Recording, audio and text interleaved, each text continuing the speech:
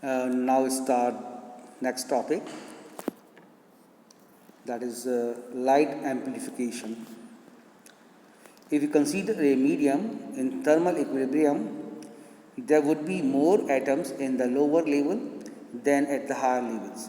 It is generally, that is, N1 is very greater than N2, as the probability for absorption transition is equal to the probability for stimulated transition. A photon traveling through the medium is more likely to get absorbed than to stimulate an excited atom to emit a photons. Therefore, usually the process of absorption dominates.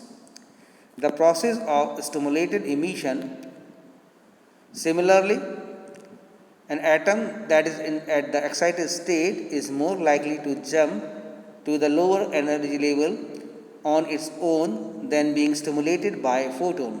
Further, the photon density in the incident beam is not sufficient to interact with the excited atoms. Owing to this, the spontaneous emission dominates the stimulated emission. Light amplification requires that stimulated emission occurs almost exclusively. In practice, absorption and spontaneous emission always occur together with stimulated emission. The latter operation is achieved when the stimulated emission exceeds in the large way the other two processes. Let us now look the condition under which the number of stimulated transition can be made larger than that of the two transition. Condition for stimulated emission to dominate spontaneous emission. The ratio of equation 14 and 10 gives you R1 is equal to stimulated emission upon spontaneous emission, that is equal to B21 rho nu N2 upon A21 N2, and this is equal to B21 upon A21 rho nu. Now this equation indicates that the stimulated transition will dominate the spontaneous transition if the radiation density rho nu is very large. The value of the ratio B21 and A21 is also large. Using equation 23 into 27, we get R1 is equal to B21 upon A21 into 8 pi h cube nu cube upon c cube into 1 upon e to the power h nu by kt minus 1. Or simplify, B21 upon A21 is equal to c cube upon 8 pi h nu cube mu cube. If you place the value, R1 is, you will get the final value, R1 is equal to 1 upon e to the power h nu by kt minus 1. If we assume the nu is equal to 5 into 10 to the power 14 Hertz and T is 300 degree Kelvin, the value of R1 comes out to be 10 to the power minus 58. The above result shows that in the optical region, stimulated emission is negligible compared to the spontaneous emission. Equation 27 indicates that stimulated transition will dominate the spontaneous transition. The radiation density rho nu is very large. Thus, the presence of a large number of photons in the active medium is required.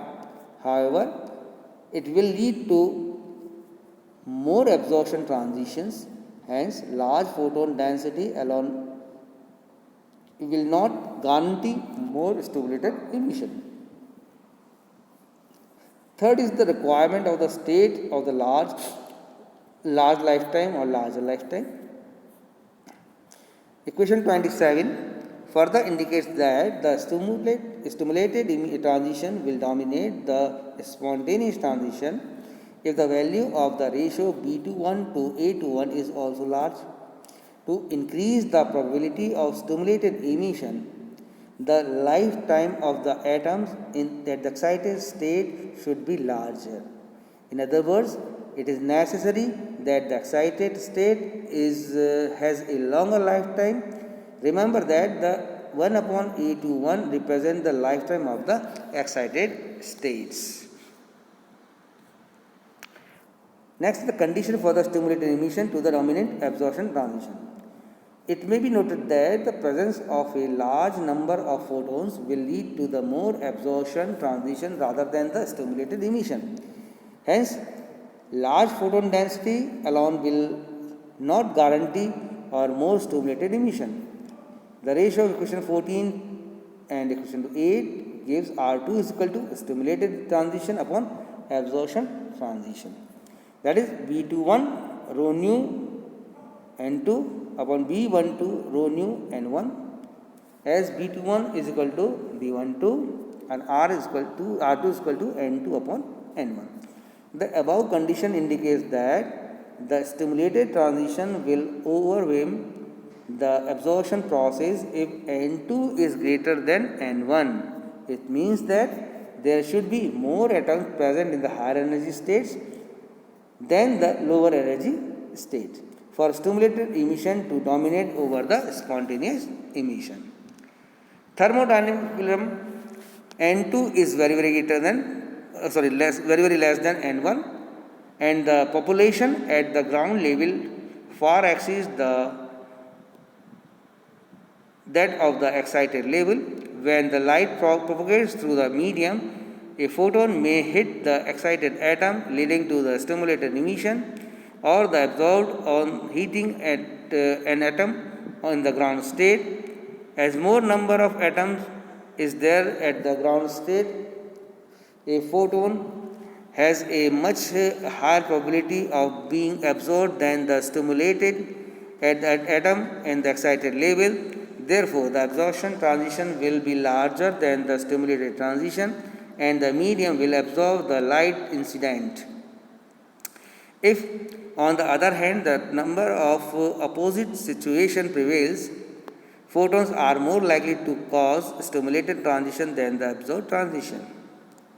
To sum up, three conditions are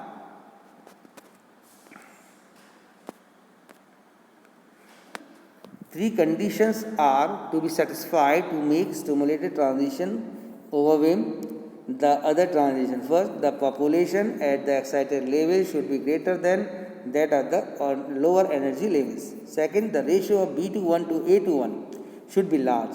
Third one is a very high radiation density should be present in the medium. A medium amplifies the light only when the three conditions are fulfilled. There are the very important conditions for production of the laser. To achieve the high percentage of the stimulated emission, an artificial situation known as the population inversion is to be created in the medium. Second, a large value of B2 upon A21 is achieved by choosing a metastable energy level at the higher energy level, as the spontaneous transitions are forbidden from the metastable states. The ratio of B21 and A21 will be larger. These are the processes by which we can satisfy the above conditions. And rho nu is made larger by enclosing the emitted radiation is in an optical resonant cavity formed by the two parallel mirrors. The radiation is reflected many times till the photon density reaches to the very high value, and the favorable condition is created for the large stimulation emission. Okay. Tomorrow we will start the minimum requirement. Okay.